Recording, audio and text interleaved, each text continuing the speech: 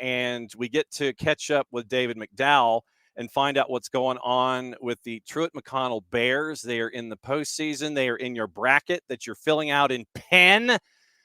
And we find out what's going on for the 10 seed on the women's side. Coach, thanks for dropping by. Where are you, in the library? No, I mean, I put books in there to make myself look smart. This is my office. Yes. Well, you see what I'm done in my office. I sit there and I just put up a bunch of scarves and lids and try to not to destroy the curtain rods and things down here in the office. Thanks for coming on the show. I'm glad that we were able to catch up with you at one of the I know that for coaches, one of the more busier times of the year. So welcome to the morning show. This is the chaos that you've gotten yourself into. Well, it's definitely a privilege to be here this morning. I'm excited to talk with you guys about it. When you came into the 2025 season, and for those that may not know the lay of the land and the geography right now, it's NAIA and it's in the Appalachian Conference. Mm-hmm. When you came into this season, what were the expectations for Truett McConnell, both internally and in the NAIA soccer community on the women's side? What were the expectations coming into this year? Yeah, it's funny you asked that, because we've been talking about that as a team. We graduated 10 girls last year. 9 of them were starters. And so we were curious to see how this year would go, because when you lose that core, there's a lot of transition. And so optimistically, we thought we would reload, but then realistically, we thought it'd be more of a rebuilding year. But we brought in some really good players. The returners came in strong, and things just started to click early on. We had a couple of tough early games that the girls kind of grinded through. And then with that, I think more belief came. And then as we got into the AAC conference, we started to find our rhythm. So what started off as let's just see what happens season has gradually just grown into something special. For those that haven't had the chance to come and see you, who are some of the, let's put it this way, what's the star power this year? And has anyone that was not of an immediate focus coming into this season emerged out of that group as a pleasant surprise across the board? Who've been some of the stalwarts for you this year? I mean, the majority of our attacking output has come really from our wingers, which is Bella Hodgson and Annabelle Trowski. They've come in. They're both upperclassmen, and they have just taken off. And they've scoring goals, getting a lot of assists. They've done really well. I think whenever I think about the other part, we've had a couple of girls that got some time last year, but have really thrived this year. I think one of our two of our holding mids that are both sophomores, Lena Seidel and Ari Marvell, have really come in and established themselves as two excellent players within the system. So we've definitely got a lot of help from the whole group, but those girls in particular have really taken off this season. And when you mention that, how have the upperclassmen helped the underclassmen navigate how tough the AAC is? Because I'll get into the conference question in a bit, because it is knockdown drag out at moments when you're talking about life in the Appalachian. How have the upperclassmen helped the lowerclassmen and the underclassmen navigate that conference and navigate that first match that you've had so far in the postseason in the bracket? Right. Yeah. A lot of our discussion this year has been on standards. And I've been at Truett now just over 20 years, and that's one thing that we've wanted to emphasize from the get-go. And so whenever you have a new group such as we have this year, it's important that they grasp the importance of our standards and what our culture is. And I feel like the upperclassmen have done that really well. That, as I told them the other day, that they've really made this team their team, and they've emphasized the importance of the little details, the importance of coming to practice every day, wanting to compete, and then in games, taking nothing for granted. And I think they've really enforced, especially through their actions and their habits. I think the upperclassmen have really enforced the standards of the program. Number 12 team in the country right now after the season and the conference, and getting into the first round of the playoffs with a win. Like I said, we'll get into that stuff in a second. Here's my Appalachian question. For someone who hasn't had the chance to see how nuts it can be when you're playing in the Appalachian, how would you break down where there are very few respites that you get in conference play? How tough is it to navigate the Appalachian Conference on a year-by-year basis? Yeah, I know it might sound a little bit arrogant, but we've been winning the conference the last 8 years. And so what we're finding whenever we do compete in the AAC is that a lot of the teams, they're bringing their best game. It's almost their hope that they can be the ones to beat Truett. And so every game, while we can prepare for each opponent, that opponent usually shows something different, whether it's a different shape, different formation. A lot of times we're coming up against a really low block that we have to break down. So it takes patience. It takes a discipline to stay focused on what the game plan is. But every game, we know that particular conference team is saying, we have a chance to knock off Truett. We have a chance to beat the number 12 team in the nation. And it puts a massive target on our backs. But I think the girls enjoy that part of it. One of the other things that you notice about your roster is I think it's 9 different countries that are represented. Yeah. So it is that you're dealing with everything from Wales to the Netherlands to Germany to Canada to Bogart and Pendergrass, Georgia. I mean, it is a lot of different metropoli, for the plural metropolises, a lot of different metropoli coming together for you and that staff to make that Truett McConnell roster. Yeah. How much of a challenge is it, to recruit to Truett McConnell? Because there's a lot of European talent that has made their way over there to be there in the North Georgia mountains. How difficult is it to recruit Europe to convince them to go to Truett? And then when it comes to blending everyone that comes in, whether it's Canada or Europe, with everyone from the state of Georgia that's a part of this, how difficult is it to navigate that melting pot? Yeah, that's a great question. I mean, it's tough. And I would say the majority of our time as a coaching staff is put into recruiting. I mentioned earlier the importance of our culture, and our culture is based on finding great players, but also great people.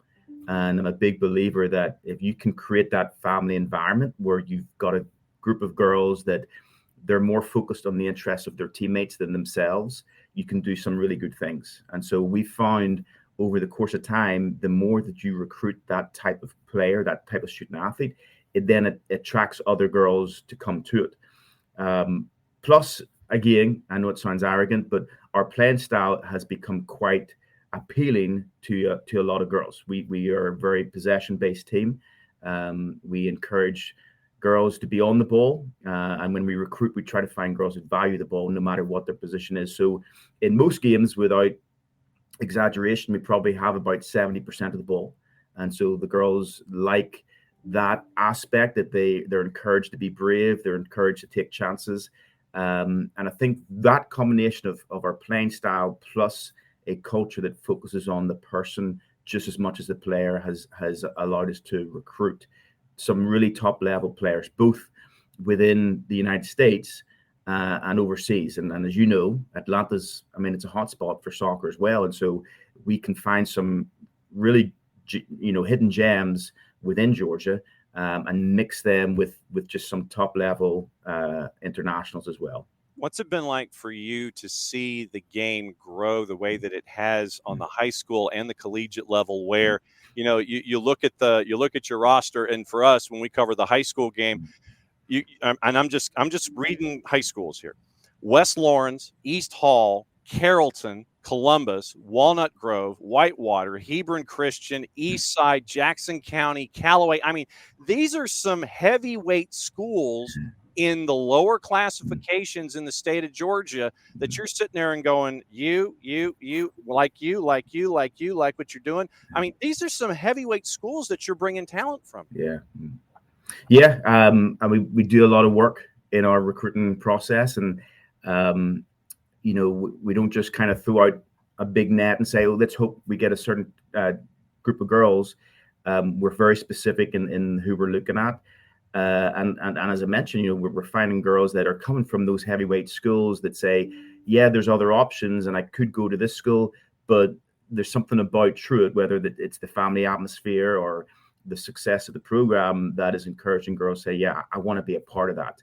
And that's very important to me, because as the girls know, we emphasize so much being a big family, and it's hard whenever you have a large team to have that family atmosphere. But again, when you have girls that embrace what the culture is, no matter where you're coming from, once you buy into that, you're going to have success, in my opinion. How much of a culture shock is it for the players that come from Europe to see what life is like up there in Cleveland, and the integration of all of that stuff? Yeah.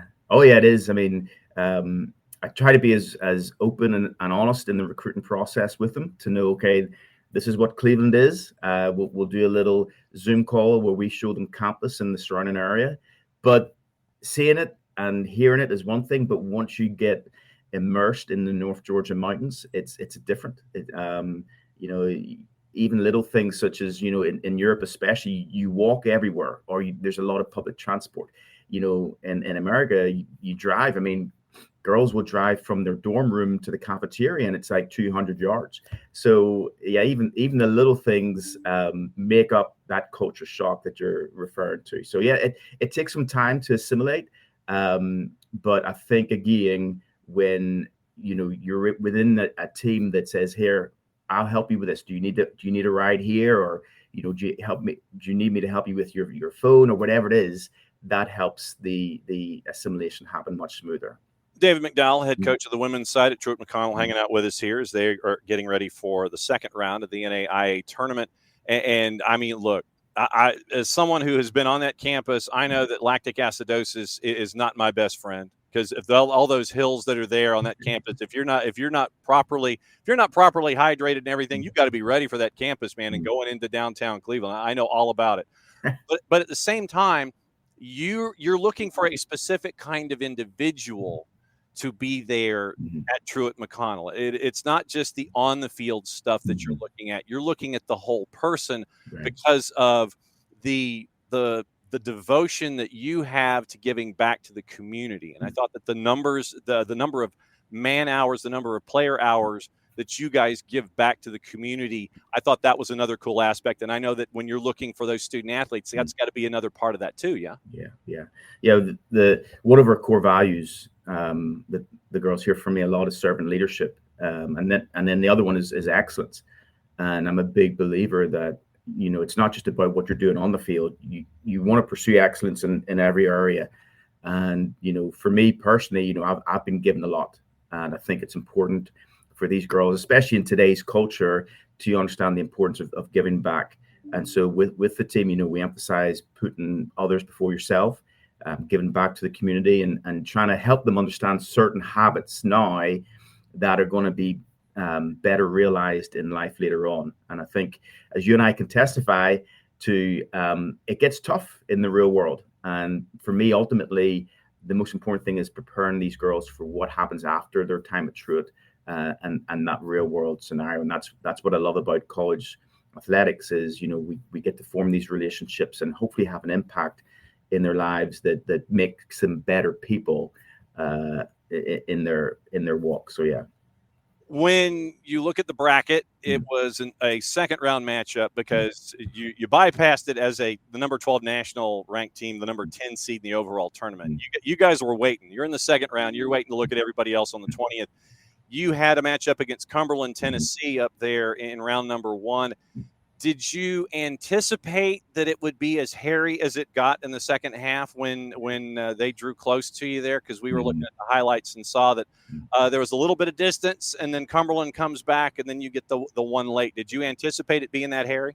100%. I mean, Cumberland's a quality team. I mean, we've never beaten them before this year. In fact, last year they beat us 7-1 early on the season. So we knew it was going to be a tough game. Their coach is very good. And our first half was tremendous. It's probably one of the best halves of soccer we've had in a long time. Scored 3 goals early.